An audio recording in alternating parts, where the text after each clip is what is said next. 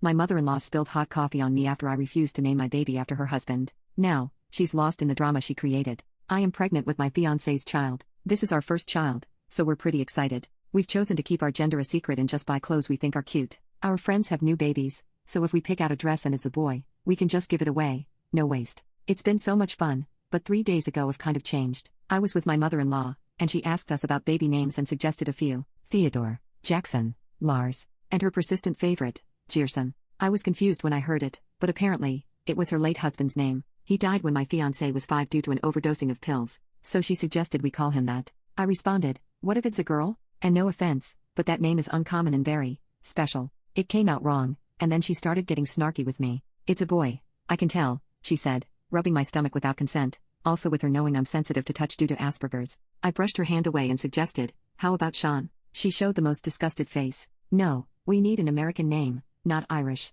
You're not Irish anymore, you're American. I looked at her dumbfounded. I was born and raised in Cork before moving at 19. She knows this, but I tried to suggest another to move on. How about Asha? She looked at me disgustedly. My baby is a boy. A boy, she yelled louder. I tried to calm her down. Okay, how about Leo? That was her breaking point. That's when it happened. She took the cup of coffee she had and threw it at me. It was hot I tell you. I quickly got up and left immediately. I didn't want to stay there any longer. I stopped by a McDonald's to clean myself up. I drove home after that and told my fiancé. He was shocked and immediately went to tell his mother off, and of course, this is where the crocodile tears come. She threatened me. She said I'd never be able to meet my grandbaby if I didn't butt out and let her pick the name after I suggested your father's name. She cried. My fiancé says he's unsure of who to believe. He said that even if I was telling the truth, I shouldn't have riled her up and that her late husband was the love of her life. It would mean so much if we named our baby after him. He's on the couch. Am I being too harsh? Update. He went up to me. He looked angry. I asked him what was wrong, and he showed me the post.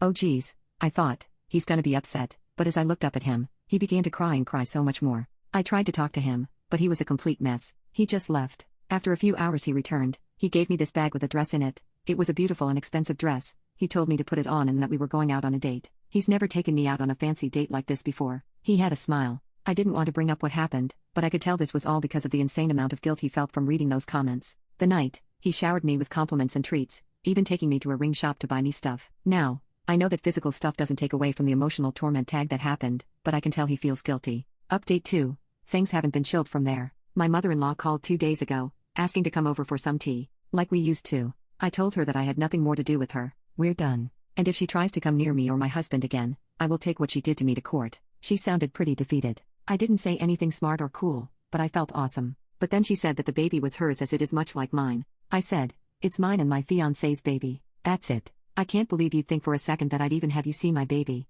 You're not even allowed supervised visits. Then she said, did you take your medication? You know how you are. When you don't take your meds, are you even fit to take care of the baby? I can help, I promise. Just let me come over for tea and we can arrange everything. I just want to help. I love you and my grandson. I lost it and dropped the call. My fiancé was just as angry. He would call her up, but I begged him not to. So he showed me a small text he sent to her, confirming everything I said he was on board with and never under any circumstances to contact him. Then he blocked her and took me out. I'm still so annoyed at the audacity.